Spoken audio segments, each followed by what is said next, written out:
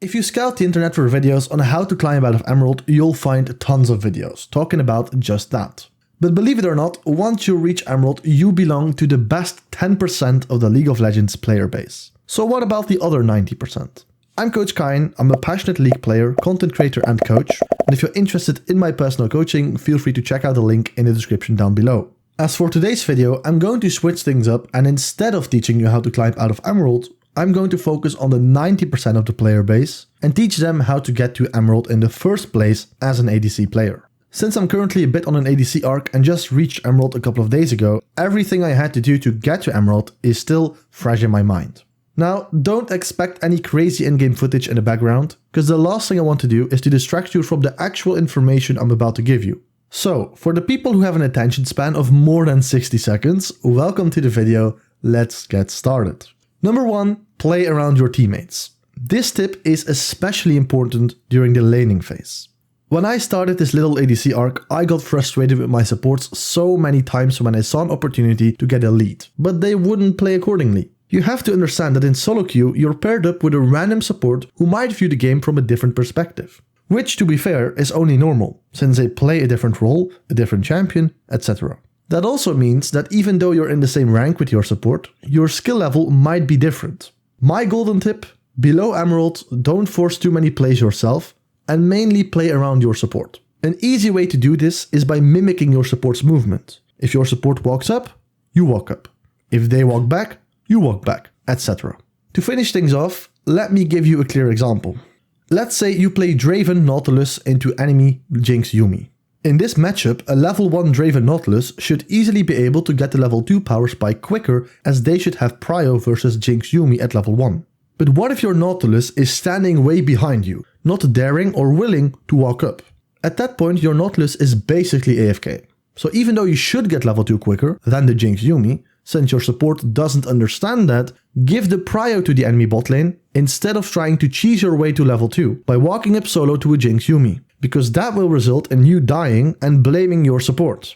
But if you just play around the skill level of your Nautilus, you might not get level 2 first, but at least you don't die, and perhaps your Nautilus will land some hooks later in the lane that can give you a lead. Number 2, understand your role. As an ADC, you always bring damage to the table. Most ADCs have consistent damage, as their main damage comes from their auto attacks and not from their abilities. Meaning that as an ADC, you can always attack something. Think of minion waves, turrets, jungle camps, wards, dragons, barons, etc. Typically in the mid game, when there's nothing to do, just look for things you can attack. Now this goes hand in hand with the third concept. Number 3, mid prio is your friend. After your laning phase is over, so when either your bot turret or the enemy bot turret has been destroyed, it's typically a good idea to transition to the mid lane. Then, if possible, my suggestion is that you always try to push the mid wave as fast as possible. This way, you force enemies to collect a wave in the mid lane, keeping them busy while you're ready to do anything you want. Typically, this allows you to collapse people in the side lane, but if you remember our second tip, in general it will give you tempo, so a time advantage to attack anything you want, such as turrets, enemies or jungle camps. This way, your farm will improve a lot, and that's a necessity when you play ADC. Because as an ADC, for the majority of the game, you're sharing XP with teammates, resulting in you being a couple of levels down compared to the enemy top laner, for example. But as long as you gather enough gold, thus enough items, you'll be strong enough to take anyone down due to your consistent damage. Number 4, be patient in teamfights. A typical mistake that the average low elo ADC player makes is feeling like they always have to attack people in a teamfight. This couldn't be further from the truth. The other roles, such as junglers for example, typically are extremely useful at the beginning of a fight due to their strong abilities. But once their abilities are on cooldown, they become relatively useless. So as an ADC who has consistent damage, it's super important to wait for those other roles to use their useful abilities, and then once those abilities are on cooldown, it's your time to shine. A clear example of this would be teamfighting versus something like an Amumu jungle in the enemy team. Before you want to show yourself and position aggressively the teamfight, you should first wait until the Amumu uses his ult, and then when it's on cooldown, now you can position aggressively and do as much damage as possible. So during or even before teamfights, it's very important to keep track of the abilities that you need to avoid getting hit by at all costs. Think of abilities like Amumu ult, Syndra E, Twisted Fate gold card, Ahri charm, Morgana Q, etc. Number 5, keep your mental. Now this is a common one, so I'll make it quick. Please don't completely lose your mental when the enemy ADC kills your support at level 2 because your support forgot about the level 2 versus level 1 power spike. Ultimately, this is going to give the enemy ADC around 300 gold, which basically means nothing. With 300 gold, you can buy a dagger or boots of speed, but nothing that is game changing.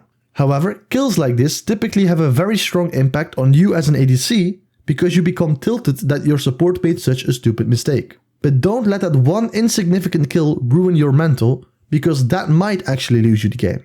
Number 6, focus on improving your mechanics. The lower elo you are, the higher the importance of mechanics. Now hear me out. The higher you climb, the more macro understanding you'll need to win games, as outplaying Grandmaster players purely with mechanics is a lot more difficult than outplaying a bronze player purely with mechanics. In-game, this translates to using attack move or attack move click. Now there's many videos that talk about this, so make sure to check one out. And then don't be afraid of practice. Go into the practice tool frequently. Personally, I do it on a daily basis. And just improve your mechanics on the dummies. And once again, there's multiple drills for this. So if you're not comfortable with creating your own drill routines, make sure to check out some ADC drill videos on YouTube. There's plenty. And then for the last tip, number 7, play hypercarry ADCs. This tip is not a requirement in order to climb. However, I noticed that once you practice your mechanics a bit and you start improving mechanically, it becomes quite easy to carry games purely mechanically by dominating teamfights just by kiting properly with hypercarry champions like Twitch, Jinx or Kog'Maw. Personally, I like Twitch a lot, as I think he's one of the hypercarries that doesn't rely too much on an enchanter support. But obviously you don't need to play any of these champions, you can play whatever champion you like. But if you're mechanically sound, you could pop off with one of these champions quite easily, and thus climb a little bit faster than when you would be playing something less hypercarry, something like an Ashe for example. Well, that's it for this video. But if you're still here, thank you for watching, you're an absolute legend, and I guarantee you improvement with these tips. Now if you want even more help, feel free to book me as your personal coach by clicking on the link in the description down below. Thanks for watching, and I'll see you in my next video. Bye.